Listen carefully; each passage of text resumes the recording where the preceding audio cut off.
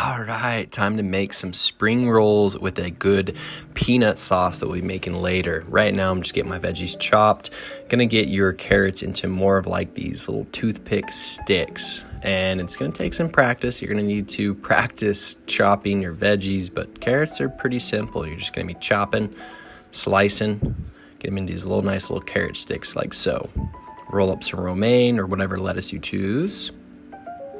This isn't super strict on the ingredients you put into the spring roll. So if you feel like you want to put any veggies, some sage, some basil, whatever you think will go great with the peanut sauce. Put your veggies to the side, get ready for the rice paper roll. These I just got in your generic grocery store. Actually picked them up at Whole Foods, super easy. You're just gonna get them a little wet, and you can kind of see I'm turning them clockwise or counterclockwise, get them in a little bit of wet. You don't need to get them that wet. They will soften up over time. Start to lay it out onto your cutting board or whatever surface. Start packing up your spring roll a little bit. Try not to overdo it where you're tearing it like I did a couple times. Add your lettuce. Now, something you didn't see is I added a little bit of sage leaves to this. Sage leaves work great with the peanut sauce. I kind of pick it up, roll it like a little burrito. You'll see I'm folding in the sides as I go. Be a little delicate. The rice paper is a little stronger than you think, but still as delicate as possible. Rolling in the sides. Sometimes you might have to tuck your veggies back in through the sides. There we go. Just keep on tucking. Tuck, tuck, tuck. And again, it's just gonna take some practice on these. This is my first time doing spring rolls, so I'm super proud of myself of how these turned out. And again, you can get a little creative, put a little radish in there maybe, and you have an uneven spring roll. It's great.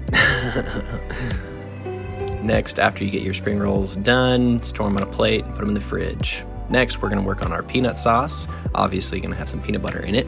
About 2 to 3 good size overflowing tablespoons. I'd probably loosen up on the peanut butter next time. Chili paste, some soy sauce, good soy sauce, 3 tablespoons there. A couple of tablespoons of sesame oil. And 1 tablespoon of honey.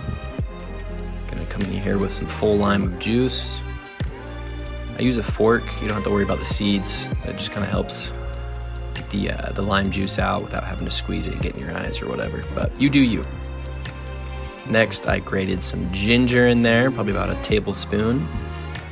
Next, added in some garlic, again, a tablespoon. Nice little grate. Add some water. You're going to be adding water throughout this mixture as you stir. So you're gonna get a nice little consistency here.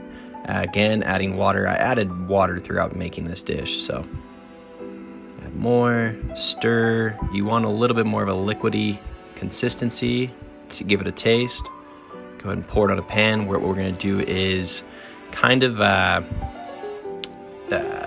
lower cook it. Bring all the flavors together, adding in water, but keeping that consistency. Cooking it down is just gonna blend all those flavors together.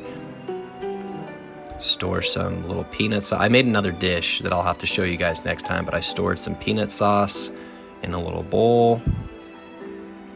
Toss it in the fridge so it can harden up and thicken up a little bit for your spring rolls. Give your spring rolls, I'd say about 1 inch to 2 inch cut. You don't want them too small or they'll just fall apart like I did on the first one. 1, 2, super simple right there. Place them on a plate. There you are. Lovely.